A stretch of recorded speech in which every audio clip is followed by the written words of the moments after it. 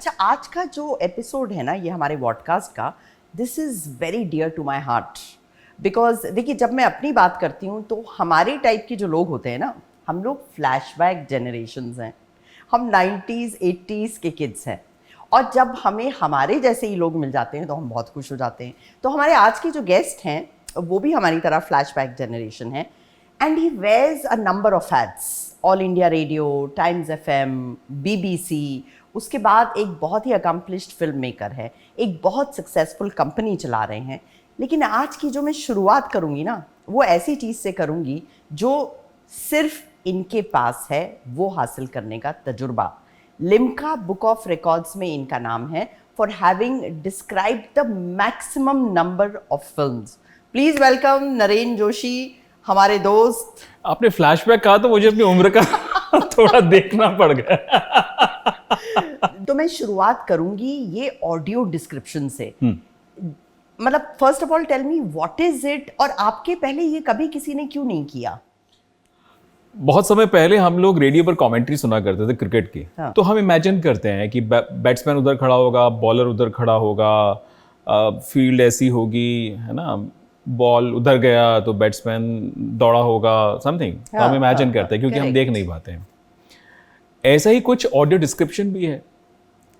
Audio description में हम क्या करते हैं कि जो फिल्म है उसके अंदर एक्चुअल में क्या डायलॉग्स के अलावा और क्या हो रहा है वो ब्लाइंड को या विजुअली इम्पेयर्ड को पता चले, ताकि जो एंटरटेनमेंट का आनंद साइटेड लोग ले रहे हैं वो ब्लाइंड या विजुअली इम्पेयर्ड या लो विजन के लोग भी ले सकें। तो वो एक कोशिश है, वो एक टेक्निक है जिसको ऑडियो डिस्क्रिप्शन कहा जाता है। 1990 के आसपास की बात है, जब यूएसए में एक प्रोफेसर है, उन्होंने सोचा और उन्होंने अपने एक्सपेरिमेंट्स किए, जो कुछ भी किया। इंडिया में लेकिन कभी ये सोचा नहीं गया था। 1990 के आसपास, हाँ, नहीं सोचा गया था। हाँ। 2002 के आसपास फिल्म आई थी ब्लैक। ब्लैक एक ऐसी फिल्म थी जिसको लेकर ब्लाइंड्स में और सभी लोगों के बीच में था कि हम उस फिल्म को देखें। खासकर ब्लाइंड लोग बहुत इच्छा करते थे कि उस फिल्म को देखें, पर उसके अंदर भी देखा जाए तो बहुत सारे गैप्स थे, क्योंकि उसमें कमेंट्री बहुत कम थी, म्यूजिक था, समझ में नहीं आती थी कहानी कि स्क्रीन पे हो क्या रहा है। करेक्ट। और एक मुश्किल और थी कि जब आप साथ में कोई आपके जाता है तो वो पहले फिल्म को देखता है, फिर वो फिल्म में खो जाता है, तब तक साथ वाला जो ब्लाइंड है पूछता क्या हुआ, कहता है एक मिनट, हाँ, उसके बाद ना फिर वो चला गया, वो आगे बढ़ गया, उसको कुछ समझ में नहीं आएगा। करेक्ट। तो ऐसे में हमने सोचा कि क्यों ना हम उसको, हालांकि उस वक्त तक हमें भी नहीं पता था कि ऐसी कोई टेक्निक है। तो सक्षम के साथ हम लोगों ने बात की, उन्होंने हमसे बात की कि भाई इस तरह का एक ऐसा कुछ करते हैं। हमने कहा ठीक है, करते हैं। अब प्रॉब्लम यह है कि स्क्रिप्ट लिखी कैसे जाए। हाँ। क्योंकि आपको जो कुछ लिखना है ब्लाइंड के पॉइंट ऑफ व्यू से लिखना है, वो कैसा सोचेंगे, वो कैसा जानेंगे, उसको समझेंगे।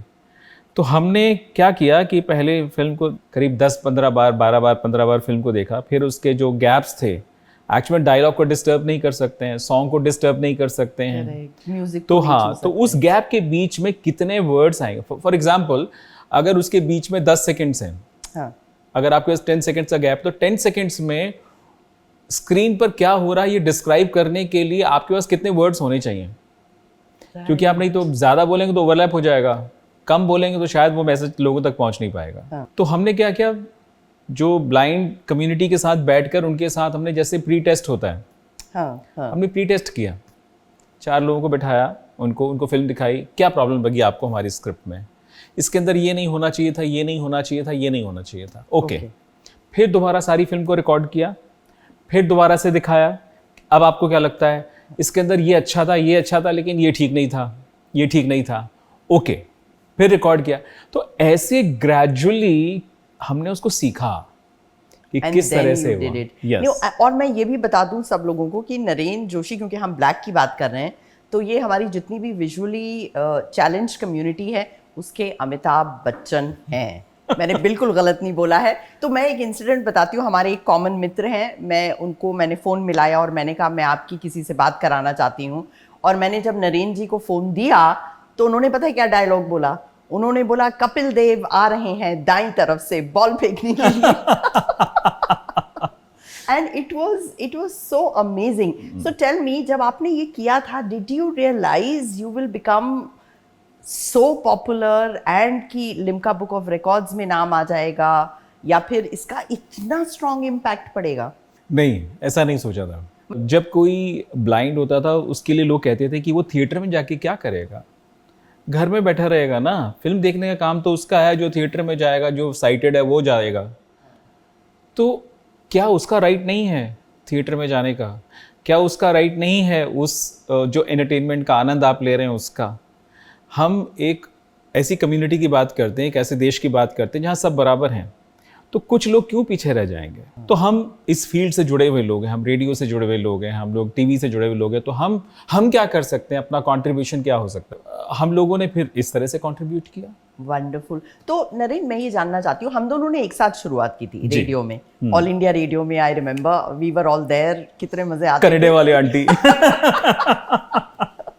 ओह god, it was so much fun. तो रेडियो से टेलीविजन और फिर फिल्म्स, बिकॉज अब आप एक स्ट्रैटेजिस्ट हैं, सीनियर डायरेक्टर हैं, आपने बहुत सारी फिल्म्स बनाई हैं, नेवल कोस्ट गार्ड से आपको अक्लेम मिला है, यूनेस्को ने भी आपके काम को सराहा है।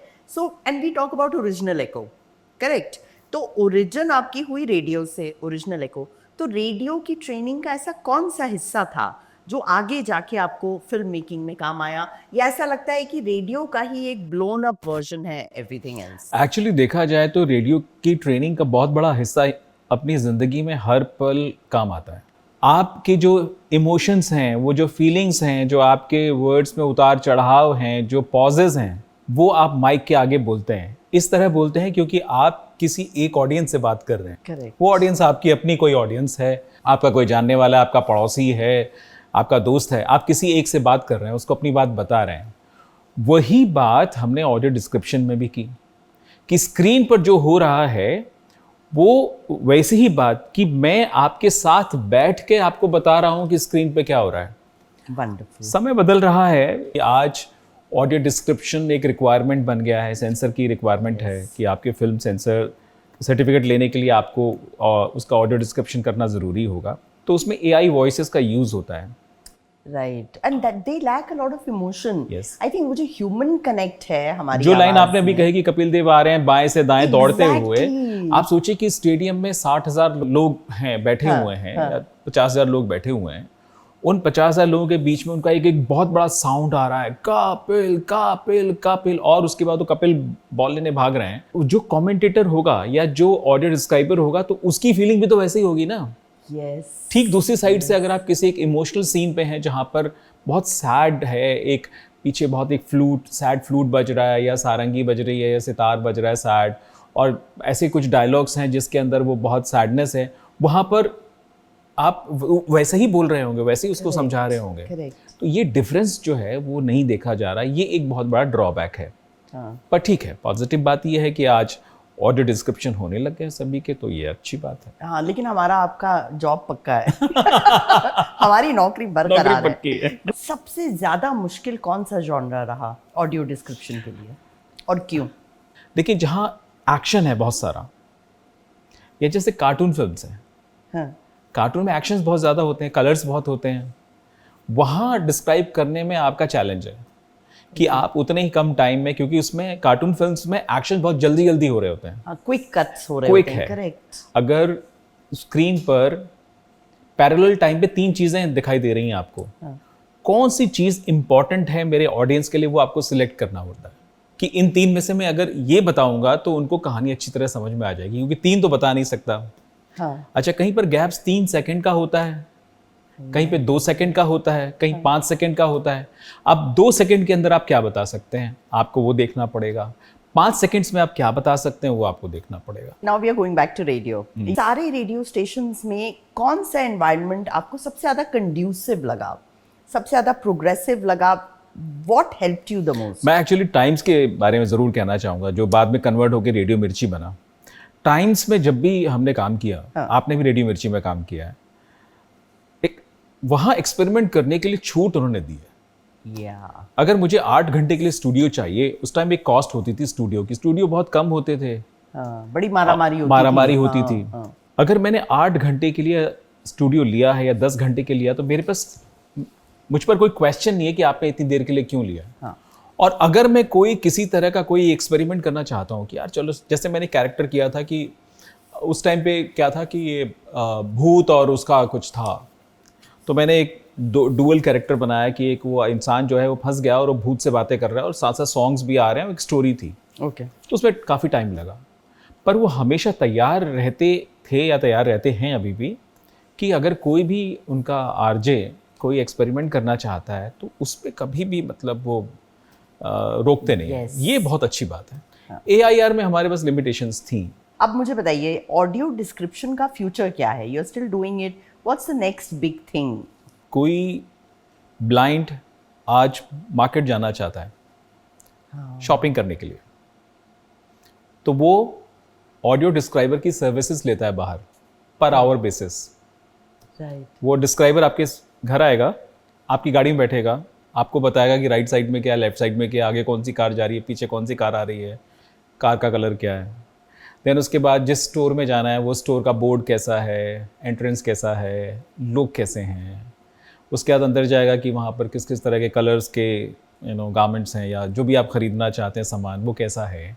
वो आपको 1 घंटा पर आवर या 2 घंटे की जितनी आप सर्विसेज लेंगे उसकी, वो आपको असिस्ट करेगा, ऑडियो डिस्क्रिप्शन देगा आप जहाँ भी जाएंगे।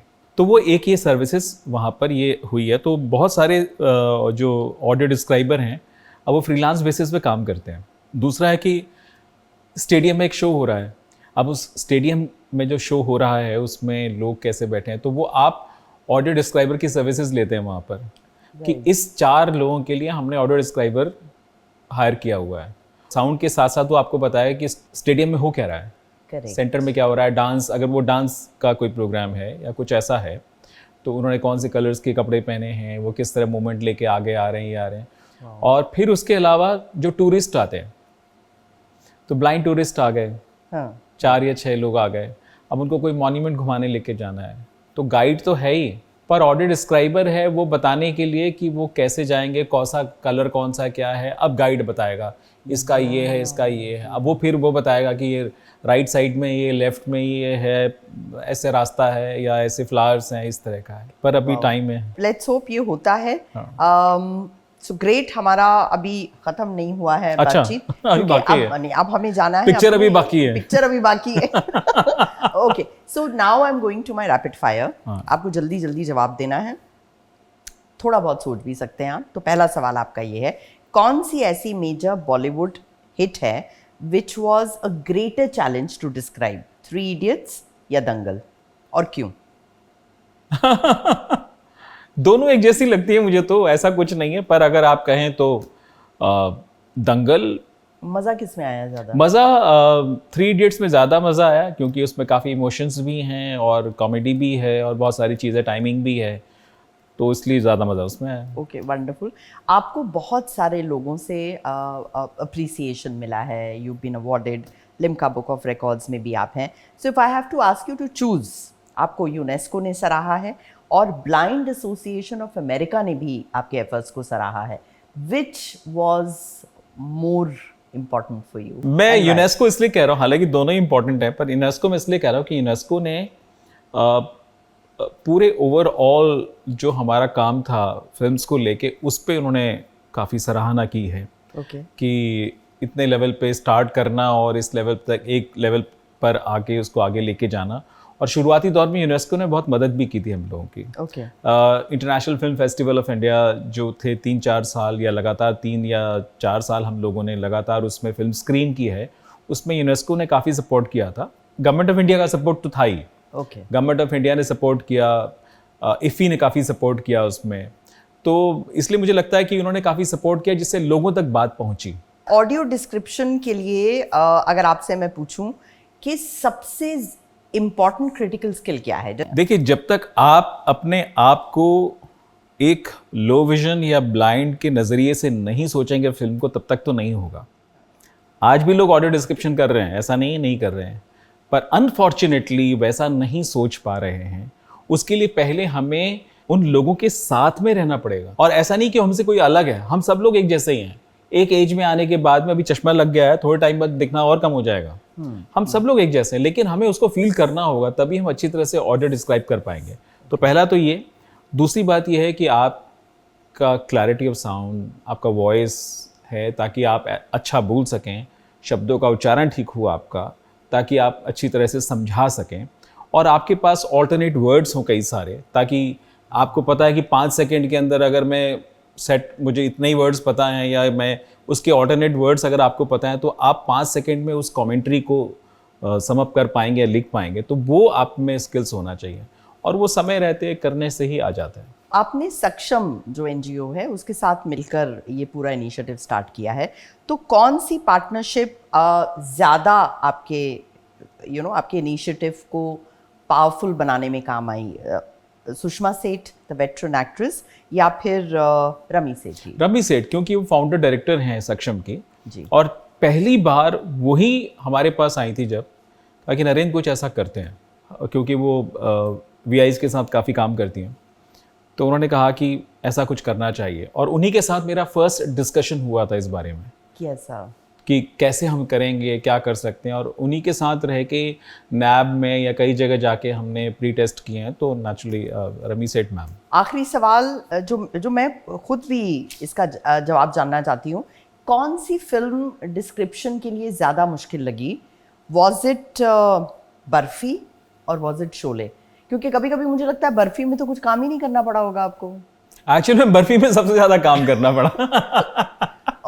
बर्फी में देखिए क्या है कि 80% फिल्म साइलेंट है, सिर्फ 20%, हाँ 20% है, सब जेस्चर्स हैं। हाँ हाँ हाँ। 80% फिल्म को आपको वो जो एक्सप्रेशंस हैं आर्टिस्ट के या स्टोरी के, वो आपको अपने ऑडियंस तक पहुंचाने हैं।